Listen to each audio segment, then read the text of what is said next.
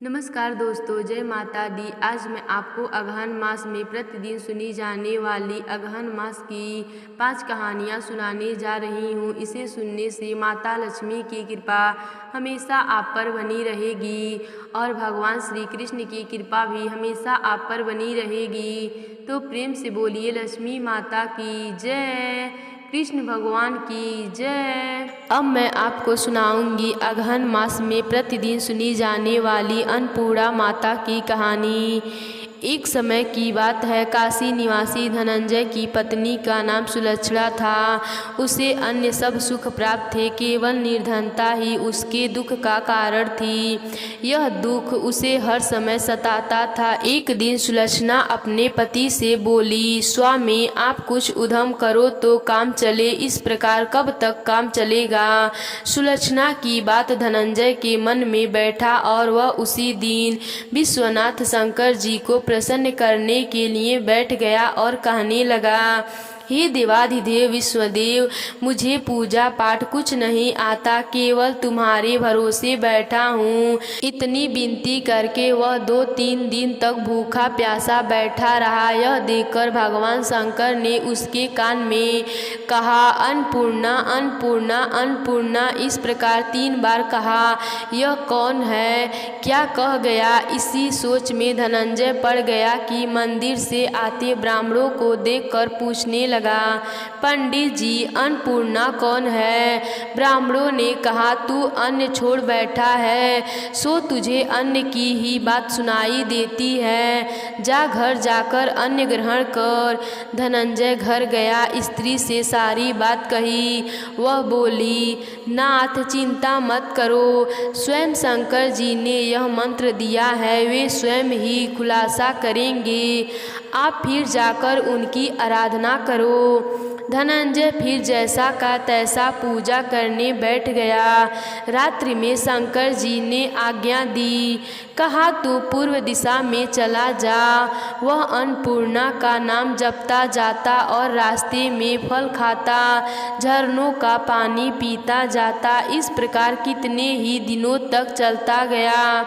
वहाँ उसी चांदी की चमकती वन की शोभा देखने को मिली। सुंदर सरोवर देखने में आया, उसके किनारे कितनी सी अप्सराएं झुंड बनाए बैठी थीं। एक कथा कहती और सब माँ अन्नपूर्णा इस प्रकार बार बार कहती थीं। यह अगहन मास की उजेली रात थी और आज से ही व्रत का आरंभ था। जिस शब्द की खोज करने वह निकला था, वह उसे वहाँ सुनने को मिला।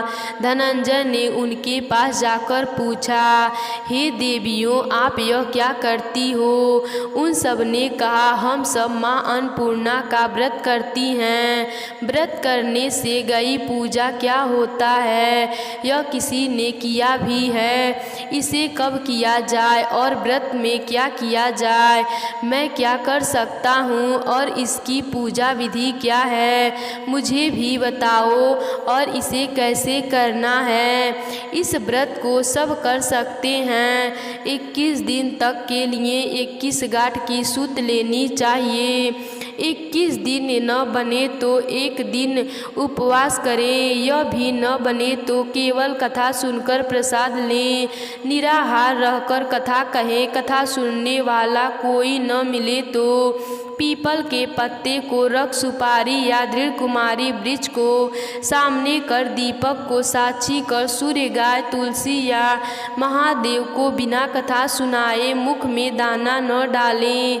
यदि भूल से भी कुछ पड़ गया तो एक दिन फिर उपवास करें। व्रत के दिन क्रोध न करें और झूठ न बोलें। धनंजय बोला, इस व्रत के करने से क्या होगा। वे कहने लगी, इसके करने से अंधों को नेत्र मिलेगा, लूलों को हाथ मिलेगा, निर्धन के घर धन आएगा, बाझन को संतान मिलेगा, मूर्ख को विद्या आएगा। जो जिस कामना से व्रत करे माँ उसकी इच्छा पूरी करती हैं। वह कहने लगा, बहनों, मेरे भी धन नहीं है, विद्या नहीं है, कुछ भी तो नहीं है, मैं तो दुखिया ब्राह्मण हूँ, मुझे इस व्रत का सूत दोगी।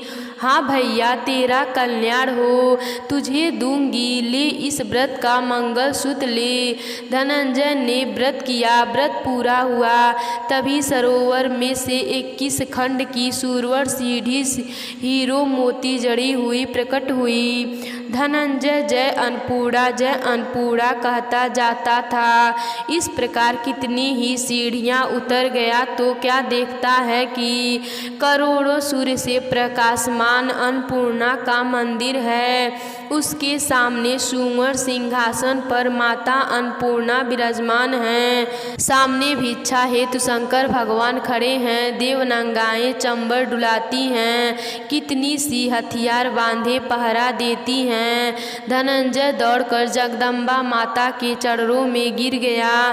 देवी उसके मन का कलेश जान गई। धनंजय कहने लगा, माता आप तो अंतर्यामी हो, आपको अपनी दशा क्या बताऊं। माता बोली, मेरा व्रत किया है, जा संसार तेरा सत्कार करेगा। माता ने धनंजय की जीवा पर जीव मंत्र लिख दिया। अब तो उसके रोम रोम में विद्या प्रकट हो गई। इतने में क्या देखता है कि वह काशी विश्वनाथ के मंदिर में खड़ा है। माँ का वरदान ले धनंजय घर गया। सुलक्षणा से सब बात कही। माता जी की कृपा से उसके घर में संपत्ति उमड़ने लगी। छोटा सा घर बहुत बड़ा गिना जाने लगा। जैसे शहद के छत्ते में मक्खियाँ जमा होती हैं, उसी प्रकार अनेक सगे संबंधी आकर उसकी बड़ाई करने लगे। कहने लगे, इतना धन और इतना बड़ा घर, सुंदर संतान नहीं है तो कमाई का कौन भोगेगा। सुलक्षणा से संतान नहीं है, इसीलिए तुम दूसरा विवाह करो। अनिच्छा होते हुए भी धनंजय को दूसरा विवाह करना पड़ा और सती सुलक्षणा को सौत का दुख उठाना पड़ा। इस प्रकार दिन बीतते गए। फिर अगहन मास आया। नए बंधन में बंधे पति से सुलक्षणा ने कहलाया कि हम व्रत के प्रभाव से ही सुखी हैं, इस कारण यह व्रत छोड़ना नहीं चाहिए। यह माता की कृपा है जो आज हम इतने संपन्न और सुखी हैं। सुलक्षणा की बात सुनकर धनंजय उसके यहाँ आया और व्रत में बैठ गया। नई बहू को इस व्रत की खबर नहीं थी। वह धनंजय के आने की राह देख रही थी। दिन बीतते गए और व्रत पूरे होने में 3 दिवस बाकी थे कि नई बहू को खबर पड़ी। उसके मन में ईर्ष्या की ज्वाला दहक रही थी। सुलक्षणा के घर आ पहुंची और उसने वहां भड़कंप मचा दिया। वह धनंजय को अपने साथ ले गई। नए घर में धनंजय को थोड़ी देर के लिए निद्रा ने आ गई। इसी समय नई बहू ने उसका व्रत का सूत तोड़कर आग में फेंक दिया। अब तो माता का कोप जाग उठा। घर में आकस्मिक आग लग गई। सब कुछ जलकर राख हो गया। सुलक्षणा जान गई और पति को फिर अपने घर ले आई। नई बहू रूठकर पिता के घर जा बैठी।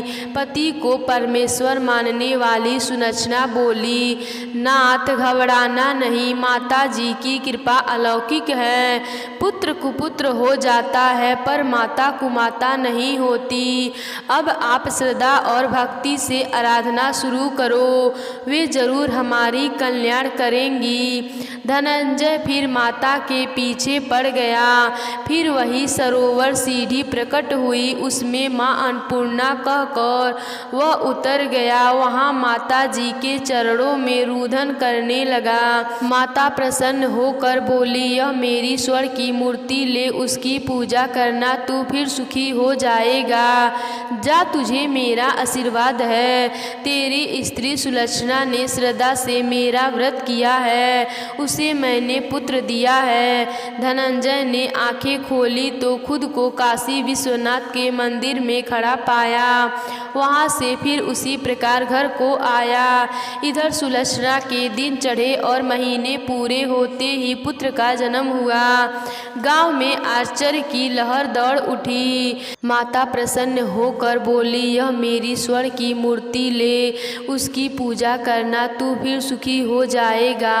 जा, तुझे मेरा आशीर्वाद है। तेरी स्त्री सुलक्षणा ने श्रद्धा से मेरा व्रत किया है, उसे मैंने पुत्र दिया है।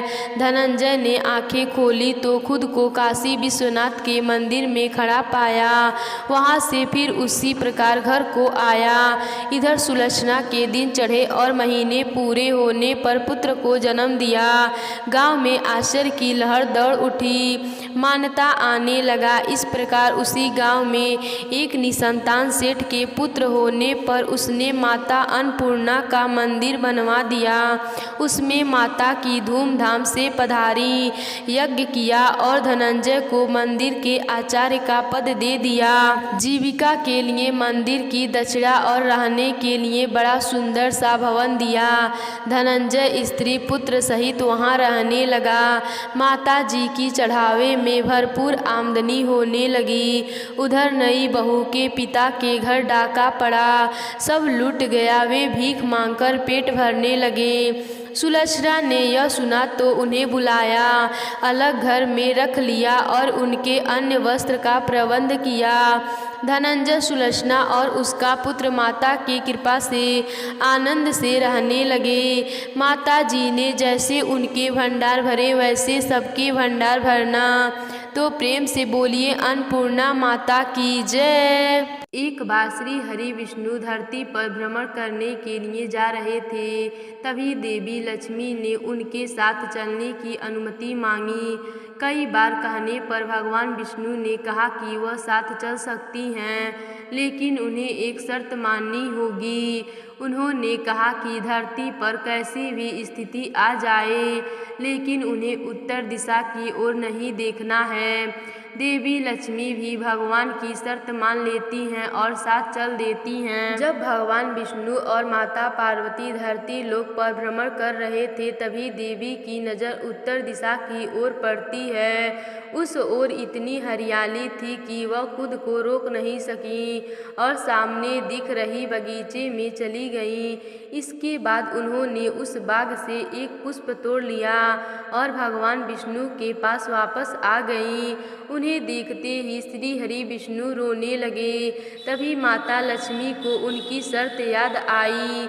तब भगवान विष्णु ने कहा कि बिना किसी से पूछे उसकी किसी भी वस्तु को छूना अपराध है। देवी लक्ष्मी को अपनी गलती का एहसास हुआ और उन्होंने भगवान से क्षमा मांगी, लेकिन भगवान विष्णु ने कहा कि इस गलती की माफ़ी उस बगीचे का माली ही दे सकता है। उन्होंने कहा कि अब उन्हें उस माली के घर में दासी बनकर रहना होगा। देवी लक्ष्मी ने उसी क्षण गरीब औरत का रूप धारण किया और सीधे उस माली के घर पहुंच गईं। माली ने उनसे कभी खेत में काम करवाया, कभी बगीचे में तो कभी घर में, लेकिन एक दिन उसे पता चला कि वह दासी कोई और नहीं बल्कि माता लक्ष्मी है, तो वह रोने लगा। माली ने माता लक्ष्मी से क्षमा याचना की और कहा कि जो कुछ उसने किया वह करवाया वह सब अज्ञातवास था, इसके लिए वह उसे माफ़ कर दे। माँ लक्ष्मी मुस्कुराते हुए कहा कि वह भी एक नियति थी, इसमें उसका कोई दोष नहीं है, लेकिन जिस तरह उसने माँ को अपने परिवार का सदस्य समझा, उसके लिए उसे आजीवन सुख समृद्धि का वरदान देती हैं। देवी लक्ष्मी ने कहा कि माली और उसके परिवार के सदस्य को जीवन में किसी भी तरह का कोई कष्ट नहीं भोगना पड़ेगा।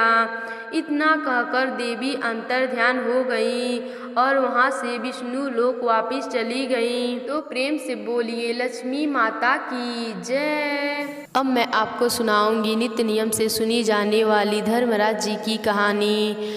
एक गांव में 2 सेठानियाँ थीं। एक के घर में धन बहुत था, पर वह बहुत कंजूस थी। दूसरे के पास धन थोड़ा कम था, पर वह मन की बहुत सच्ची थी। रोज़ सवेरे उठती, गंगा स्नान करती, तुलसी माता, वड़ पीपल सींचने भगवान के मंदिर जाके पूजा करती। धर्मराज जी सूरज भगवान जी की कहानी सुनती, भगवान को भोग लगाकर अतिथि को जिमाती, गाय कुत्ता के लिए ग्रास निकालती। दूसरी सेठानी इस धर्मात्मा को देखकर हंसती और कहती, पता नहीं दिन भर क्या करती रहती है। थोड़े समय बाद दोनों सेठानियों को भगवान का बुलावा आया। धर्मात्मा सेठानी के तो यमराज के विमान में भेजा और दूसरी को दूत मारते हुए ले गए। रास्ते में सेठानी बोली, मुझे भूख लगी है, तो दूत बोले, किसी को कुछ दिया होगा तो मिलेगा। फिर बोली, प्यास लगी है, तो दूत बोले, किसी को पानी पिलाया होगा तो मिलेगा। रास्ते में उसे कांटा चुभने लगा, गर्मी पड़ने लगी, पर दूत तो उसे घसीटते हुए ले गए। अब सेठानी बहुत पछताने लगी कि सब कुछ होते हुए भी दान धर्म नहीं किया। इतने में यमराज का दरवाजा आ गया। धर्मात्मा बुढ़िया को भगवान के पास सिंहासन मिला और वह उस पर बैठी थी। उधर दूसरी सेठानी को तपते कुंड में डाल दिया गया। अब सेठानी यमराज से बोली, मुझे 1.25 पहर का जीवन दान दे, मैं वापस आकर दंड भोग लूंगी। यमराज बोले, ठीक है। सेठानी के शरीर में वापस प्राण डाल दिए गए। संसार में आते ही पंडितों को बुलाकर सेठानी ने धर्मराज जी की कथा सुनी। सब तरह से दान धर्म किए। इतने में समय पूरा हो गया। अब की बार विमान आया और 1.25 पहर के दान धर्म से सेठानी को स्वर्ग मिला। हे धर्मराज जी, जैसे कृपा आपने उन दोनों पर की, वैसे ही आपकी कहानी सुनने वाले सब पर कृपा करना। एक बार भगवान गणेश जी बाल रूप में चुटकी भर चावल और चम्मच में दूध लेकर पृथ्वी लोक में निकले। वे सबको अपनी खीर बनाने को कहते जा रहे थे, पर सबने उनकी बात को अनदेखा किया। इसी दौरान एक गरीब बुढ़िया ने उनकी खीर बनाना स्वीकार कर एक भगोना चूल्हे पर चढ़ा दिया। इस पर भगवान गणेश जी ने घर का सबसे बड़ा भगोना चूल्हे पर चढ़ाने को कहा। बुढ़िया ने बाल लीला समझते हुए घर का बड़ा भगोना उस पर चढ़ा दिया। कुछ देर में ही एक चमत्कार हुआ। गणेश जी के दिए चावल और दूध बढ़ गए और पूरा भगोना उससे भर गया। इसी बीच गणेश जी नहाने के बाद खीर खाने की बात कहते हुए वहाँ से चले गए। पीछे से बुढ़िया के पोते पोती आए तो भूख लगने पर बुढ़िया ने उन्हें वह खीर खिला दी। खीर बनते देख रही पड़ोसन को भी बुढ़िया ने एक कटोरा भरकर खीर दे दिया। बेटे की बहू ने भी चुपके से एक कटोरा खीर खाने के बाद एक कटोरा खीर छुपा दिया। इसके बाद भूख लगी तो बुढ़िया ने भी खीर खाने के लिए खीर हाथ में ले लिया और बोली, आ गणेशा, भोग लगा ले। तभी गणेश जी वहाँ पहुँच गए और बोले कि मैंने तो खीर पहले ही खा ली। जब बुढ़िया ने पूछा कि कब खाई, तो वह बोले कि जब तेरे पोते पोती पड़ोसन व बहू ने खाई तभी मेरा पेट भर गया। इसके बाद जब बुढ़िया ने बाकी बची खीर के उपयोग के बारे में पूछा तो गणेश जी ने उसे नगर में बंटवाने को कहा। बुढ़िया ने खीर बांटी तो राजा को भी इसका पता लग गया। इस पर उसने बुढ़िया को अपने दरबार में बुला लिया। सारा माजरा जानकर उसने बुढ़िया का खीर का भगोना अपने पास मंगा लिया। पर राजा के महल में जैसे ही वह पहुंचा तो उसमें कीड़े मकोड़े जहरीले जानवर गिर गए। यह देखकर राजा ने बर्तन वापस बुढ़िया को भिजवा दिया, जो उसके घर जाते ही वापस पहले जैसा हो गया। इसके बाद बुढ़िया ने फिर गणेश जी से बची हुई खीर के उपयोग के बारे में पूछा तो उन्होंने झोपड़ी के कोने में गाड़ देने को कहा।